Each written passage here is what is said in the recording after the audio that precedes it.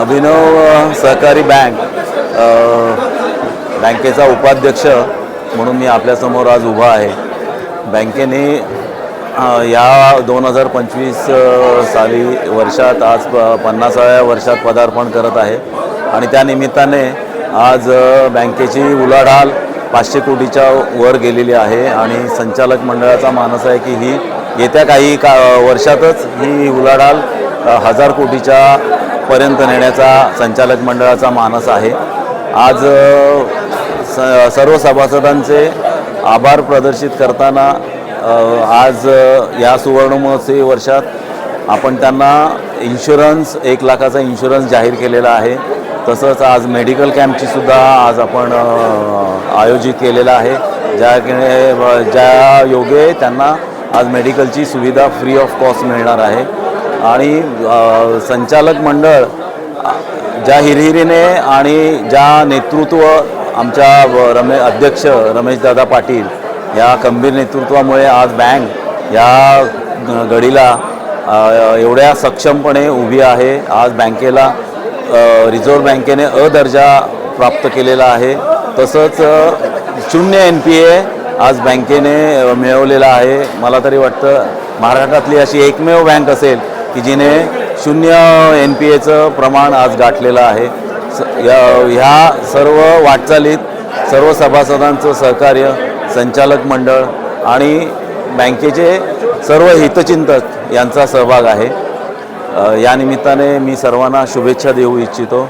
धन्यवाद। जय हिंद, जय महाराष्ट्र। 1976 पासून अभिनव सहकारी बँक आज 50 वर्ष सुवर्ण महोत्सव साजरा करत आहे।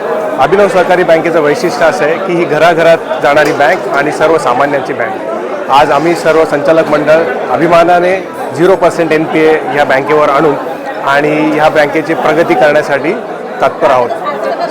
सर्वात जास्त आम्ही आमच्या सर्व सभासदांचा आभार मानतो की त्यांनी आम्हाला ही संधी दिली आणि बँकेची प्रगती करायला आम्हाला मान्यता दिली। कर्ज देऊन उपकृत केलेले आहेत। आमचे आदरणीय अध्यक्ष आहेत दादा रमेश पाटील साहेब, यांच्या सगळ्या आशीर्वादाने आणि यांच्या पुढाकाराने आम्ही आतापर्यंत ह्या निवडणुका प्रक्रियेमध्ये सहभागी होतो आणि ह्या बँकेचा मी सभासद आहे। 1989 साली माझा ह्या बँकेत अकाउंट उघडलेला आहे आणि ह्या करत असताना बँकेचा विकास आणि बँकेमुळे नागरिकांचा होणारा विकास आणि उत्साह ह्या दोन्ही द्विगुणित झालेला आहे। आणि डोंबिवलीची पहिली बँक आहे की जिला 50 वर्ष पूर्ण झालेली आहे आणि 17 ब्रँचेस स्वतःच्या आहेत, त्याच्यामध्ये 9 शाखा ह्या स्वतःच्या मालकीच्या आहेत, या भाडेतत्वावर नाही, अशी एकमेव बँक आहे। आणि तिचा आजच्या तारखेला ठाणे जिल्ह्यातली एक अग्रगण्य बँक म्हणजे अभिनव सहकारी बँक की तिचा NPA 0 आहे। खूप अभिमानाचा बाब आहे। NPA 0 राहिलेला नाही। RBIचे धोरण बघितलं असता बँका चालवणं कठीण झालेले आहेत आणि अशा या परिस्थितीमध्ये आमचे बँकेचे अध्यक्ष आहेत, चेअरमॅन आहेत, अकाउंट लोक आहेत, हे लोक सगळी काही टीम आहे की हे कसे काम करत असतील। रिझर्व्ह बँक तुम्हाला हलूच येत नाही, पाय मानतात आणि धावा लावतात। बँक सहकार खातं आज टोटली अधोगतीला गेलेलं असताना आमचे अभिनव आता बँकेची एक मल्टीनॅशनल बँक बनवावी अशी संचालकांना आणि सगळ्या कर्मचाऱ्यांना पण आम्ही आवाहन केलेलं आहे की एक तरी ब्रँच ह्या राज्याच्या बाहेर गेली ती अभिनव बँकेला मल्टीनॅशनल बँकेचा दर्जा प्राप्त होणार आहे।